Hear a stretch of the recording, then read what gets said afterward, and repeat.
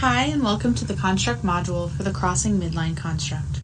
In this module, we will review the research background and the rationale for including this construct in the K-3 formative assessment. Then we will discuss the assessment materials for this construct, which include the progression itself with examples of the skills, as well as the assessment means form. Let's start with defining what midline is. The midline is the invisible line running from our head to our toes, dividing the body into left and right halves. Next, let's move on to a review of why this construct was included in this assessment and why it's an important skill to assess in young children. There is a connection between children's ability to cross midline and their overall development. The development of crossing midline is related to differentiating the left and right sides of the body. When children can cross midline, they are also learning how to use their dominant hand with the non-dominant hand to complete tasks. When children are learning to cross midline, they are gaining a sense of the difference between their left and right sides of the body. Crossing midline is also related to how children coordinate their vision with their motor movements.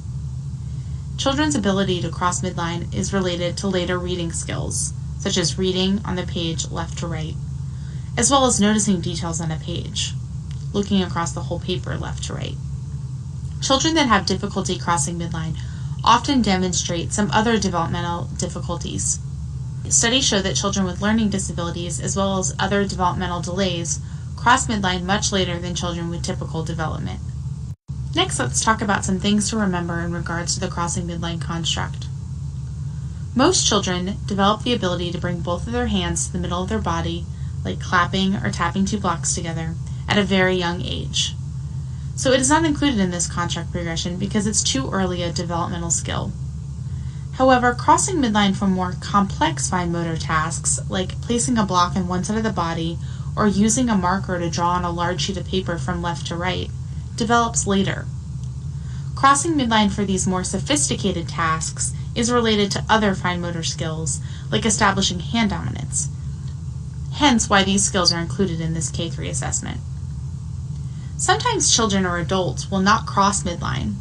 For example, if a cup of coffee is on the left side of you and you're right-handed, you will not always use your right hand to pick up the cup. You will often use your non-dominant hand because of convenience. Studies have shown that crossing midline is related to the distance of objects from the body and the size of the objects. Therefore, it's important to give children lots of opportunities to try to cross midline with different materials. Also, keep in mind that performance with child's dominant hand may be more fluid. However, crossing midline can be observed with either hand. Children will often do a couple of actions to avoid crossing midline. These include turning the whole body to complete a task on just one side, or switching objects between hands. An example of this is a child who switches a writing implement between hands to complete a coloring task on a large piece of paper. So the right hand coloring on the right side, then switching, and the left hand coloring on the left side. For this progression, it may be easier to determine that a child can cross midline than to determine that they cannot. Since you may not always see this naturally in the classroom via an observation, you may want to implement a situation or task for any child who does not regularly display the ability to cross midline in order to help you determine his or her learning status on this progression. Skill A. Movement is isolated to one side of the midline. So in this skill level, a child may use his right arm to pick up things from the right side of the body, or his left arm to pick up things from the left side of the body, or he or she may transfer the materials from one hand to the other. Examples of this include Andrew drawing a diagonal line at an easel, starting with his right hand at the top right corner, and then when the line gets to the middle of his body, switching the paintbrush to his left hand to finish the line on the left side of the paper. Or Zamaya, who moves her paper so that she doesn't have to cross her midline. Here is an example of a child who is avoiding crossing the midline when helping to paint a picture. Okay, let's make you some blue shoes.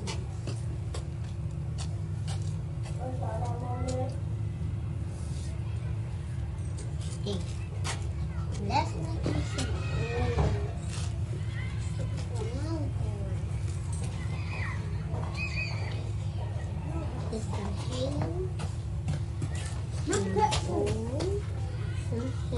As you saw in the video, the girl in the blue shirt turns her body to avoid crossing the midline when she is drawing the arms on the painting. she turns her body rather than reaching across her midline to draw the arms. Therefore, using just this video as evidence, this child's learning status would be skill A on the progression, because she is keeping the movement isolated to just the right side of her body. Since we are unsure of whether or not she does this consistently, more evidence would have to be collected.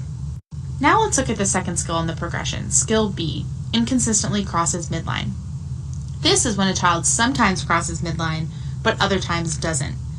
Some examples of this include Yukino, who sometimes uses her left hand to pick up game pieces on her right side, and other time turns or switches the game pieces to the other hand so she doesn't have to cross the midline.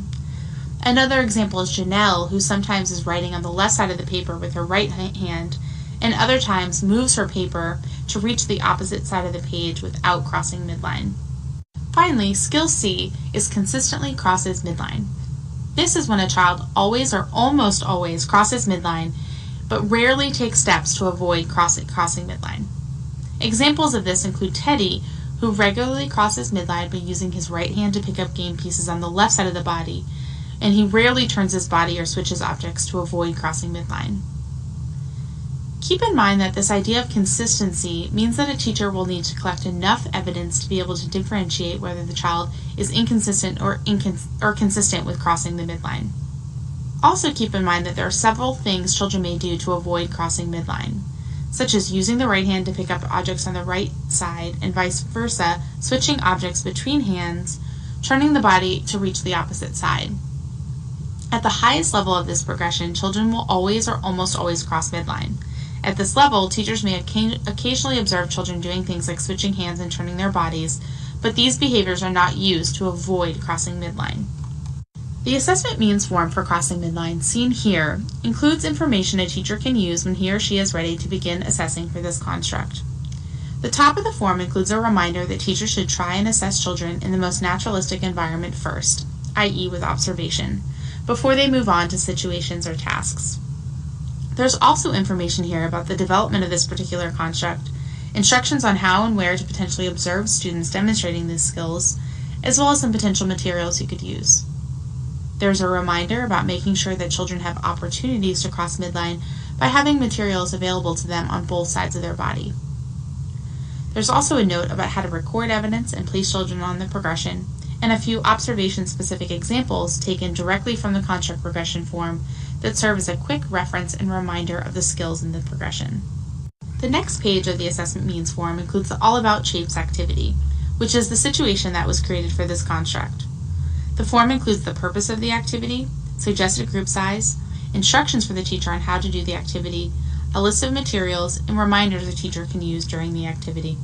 There are also skill level examples that were created for this situation that can help teachers in determining a learning status for the child in that particular activity. The next page of the assessment means form includes the task that was created for this construct. Remember, a task is a very intentional activity that is meant to be done one-on-one or in small groups. The task is meant to be used when neither the observation nor the situation provide the teacher enough information to make a decision about a child's learning status. Just like with the situation, this form provides a purpose, suggested group size, a list of materials, and instructions for how to complete the activity. We cover how teachers can document their evidence for each construct progression on documentation forms and in the platform in a separate module. We do want to point out that we have developed watch fors for each construct, which are brief reminders and keywords that help differentiate the skill levels on the progression. These can be found on the documentation forms as shown here, and on the platform as shown here. Okay, let's recap. Crossing midline is a construct in the physical motor domain. It's the invisible line that divides the left and right half of the body. The progression consists of 3 skills or steps, and for this particular assessment has an associated situation and task that was created for it. We want to thank you for your time today. We hoped you learned something about the Crossing Midline construct.